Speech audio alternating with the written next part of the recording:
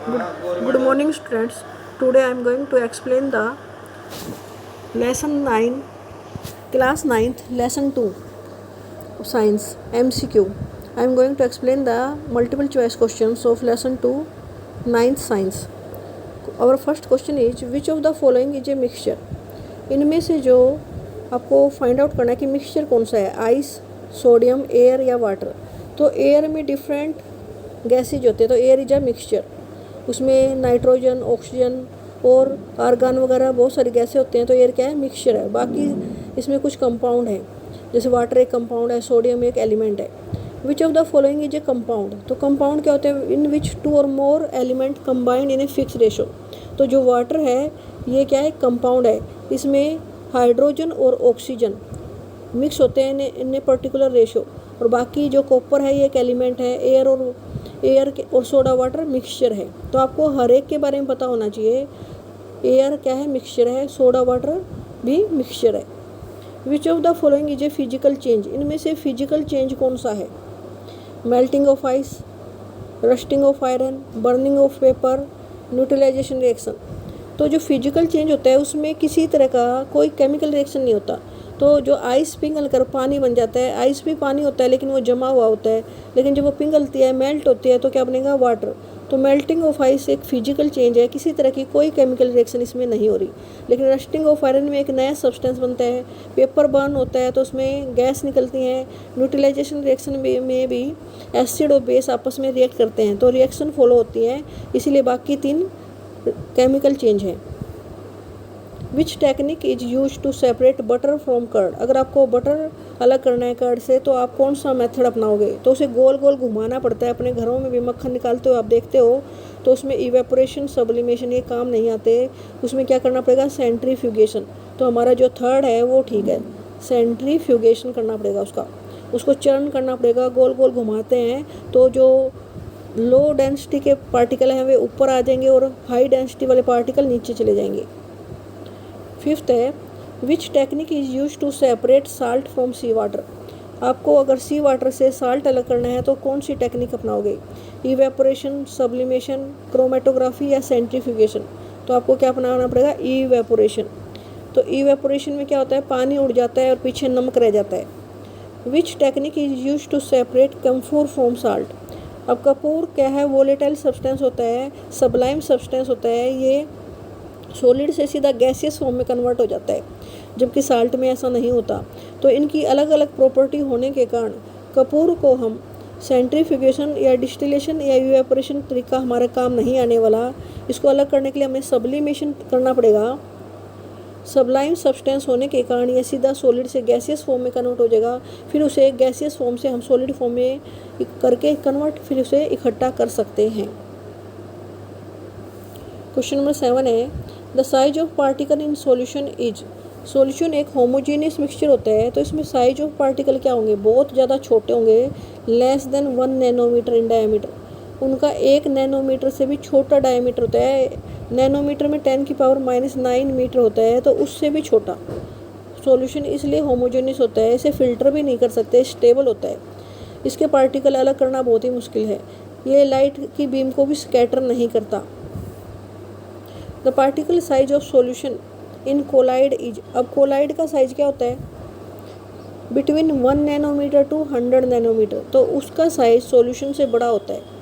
Solution से बड़ा 1 nanometre से बड़ा और 100 नैनोमीटर से छोटे होते हैं उसके पार्टिकल. लेकिन इनको भी हम फिल्ट्रेशन के द्वारा अलग नहीं कर सकते. लेकिन ये बीम ऑफ लाइट को स्कैटर करते हैं. So path of light is visible in case of colloid. Like ink क्या है, मिल्क क्या है, ये सब कोलाइड हैं. अगर हम साबुन का घोल बनाते हैं वो भी कोलाइड में आता है. The scattering of beam of light by colloid particle is called. अभी मैंने स्कैटरिंग की बात करी थी आपसे. बीम ऑफ लाइट अगर स्कैटर होती है जिससे हमें उसका पाथ विजिबल हो जाता है, तो उस प्रोसेस को क्या बोलते हैं, उसे टिंडल इफेक्ट बोलते हैं. ये जब मैंने पढ़ाया था आपको, जब भी बताया था टिंडल इफेक्ट, सबसे पहले टिंडल ने इसे देखा था. ये जो साइंटिस्ट है उसके नाम पर है. The scattering of beam of light by colloid particle और heterogeneous mixture is called Tyndall effect. Which of the following is metalloid. Metal, non metal और उनके बीच में मेटलोइड्स होते हैं which contain the property of both metals and non metal. कुछ ऐसे element होते हैं जिनके अंदर मेटल की प्रॉपर्टी भी होती है, नॉन मेटल की, उन्हें मेटलोइड बोलते हैं। गोल्ड और सिल्वर क्या है? मेटल हैं। ब्रोमीन नॉन मेटल है, लेकिन जर्मेनियम क्या है? मेटलोइड्स है। तो इसमें आंसर आएगा germanium. Which of the following is a non metal? इनमें से नॉन मेटल कौन सी है? अधिकतर वो गैसियस फॉर्म में होती हैं, तो आयरन, कॉपर, सिलिकॉन ये मेटल है, और क्लोरीन क्या है? Non metal. Cl, क्लोरीन का सिंबल क्या होता है? Cl। क्लोरीन, ब्रोमीन ये सब नॉन मेटल हैं। A basic form of matter that can not be broken down into similar substances called. Matter का वह छोटा से छोटा पार्ट जिसको और ज़्यादा छोटे छोटे टुकड़ों में नहीं तोड़ा जा सकता है, उसे क्या बोलते हैं? एलिमेंट, उसे तत्व बोलते हैं। जैसे हाइड्रोजन, हीलियम, लिथियम, बेरिलियम ये सब क्या है? एलिमेंट्स हैं।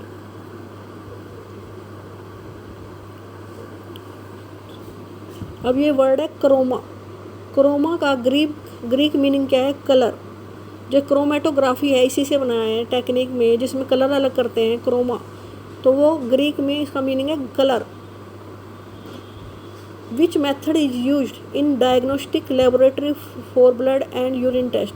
ब्लड टेस्ट करना हो या यूरिन टेस्ट करना हो तो कौन सा मेथड यूज करते हैं? Distillation, fractional distillation, centrifugation. तो इसका आंसर रहेगा सेंट्रीफ्यूगेशन। तो उन्हें गोल गोल घुमाया जाता है जिससे उसके पार्टिकल अलग अलग हो जाते हैं। जो डेंस पार्टिकल हैं वो नीचे चले जाएंगे और लाइटर पार्टिकल ऊपर आ जाएंगे। सेंट्रीफ्यूगेशन से ब्लड और यूरिन के पार्टिकल अलग किए जा सकते हैं। Which technique is use to separate pigment from natural colours? बहुत सारे कलर्स एक चीज़ में मिक्स हों तो उसके पार्टिकल अलग करने के लिए हम क्रोमेटोग्राफी यूज करते हैं। जैसे मैंने अभी क्रोमा वर्ड बोला था, इसी से मिलकर बना है ये क्रोमेटोग्राफी। इसमें एक कागज़ लेते हैं, फिल्टर पेपर, उस पर उस पॉइंट को लगा देते हैं, फिर उसे पानी में डुबाया जाता है। पानी के साथ साथ वो क्या होता है? अलग अलग उसके अलग अलग कलर हमें दिखाई देते हैं उस कागज़ पे। Which instrument is use to separate two miscible liquids? अब ये है टू इमिजिबल लिक्विड, जो आपस में घुले ना हो। जैसे पानी में अगर आपने तेल डाल दिया तो तेल अलग लेयर बना लेगा और पानी अलग।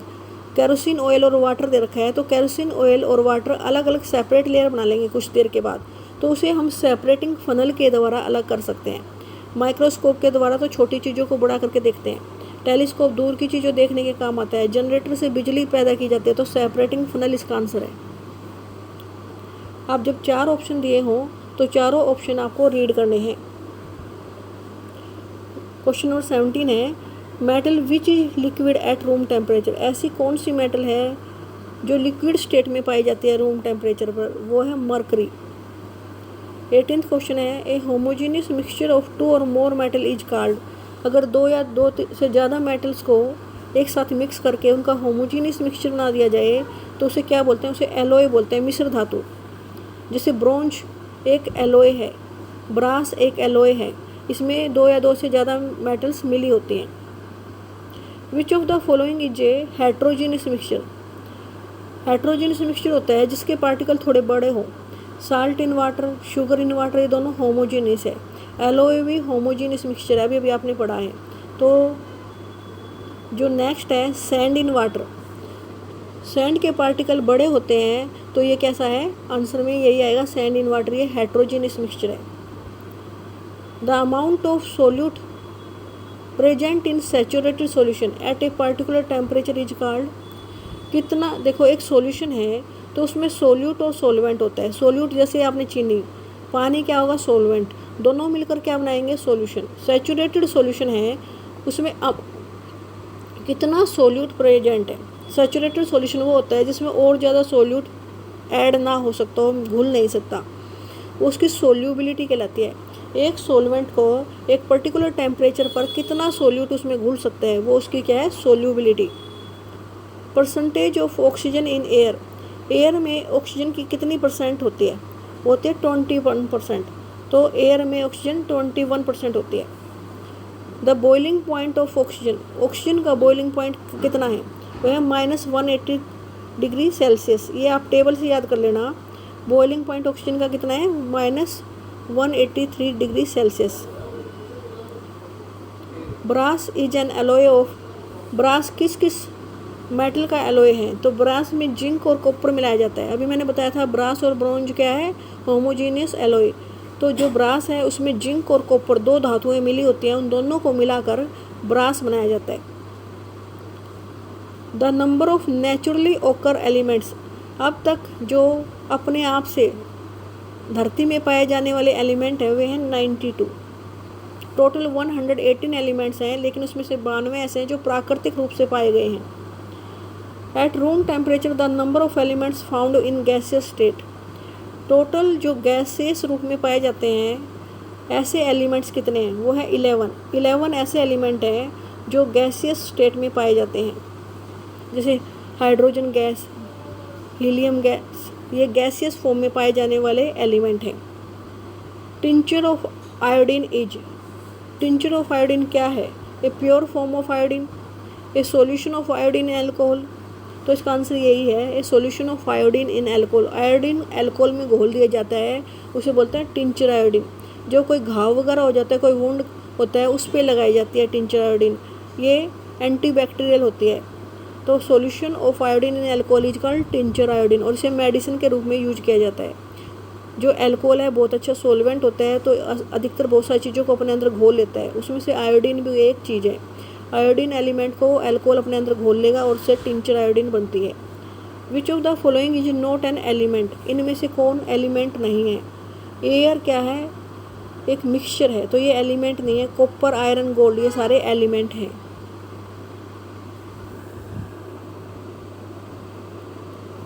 Question number 28. Fractional distillation is used to separate a mixture of 2 or more miscible liquid for which difference in boiling point is less than 25 Kelvin आएगा।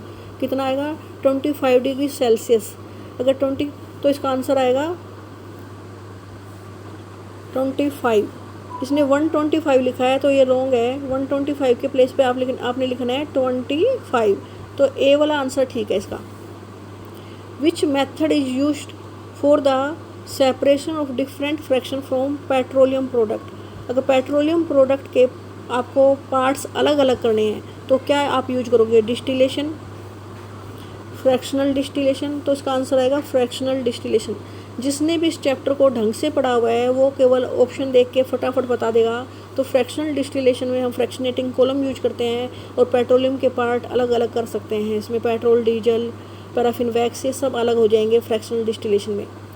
विच method is used for separation of crystal of अलम from impure sample, अलम होते हैं फिटकरी, फिटकरी के crystal आपको साफ़ करने हैं, उनको साफ़ करने के लिए कौन सा मेथड यूज करोगे, क्रिस्टल से याद कर लो क्रिस्टलाइजेशन। तो क्रिस्टलाइजेशन के मेथड के द्वारा हम फिटकरी को इम्प्योर सैंपल से उसका प्योर सैंपल प्राप्त कर सकते हैं। ओके स्टूडेंट, आज हमने ये 30 क्वेश्चन थे, ये सारे रिवाइज किए, इनको आप लर्न भी कर लेना, अपनी नोटबुक में लिख भी लेना। Okay students.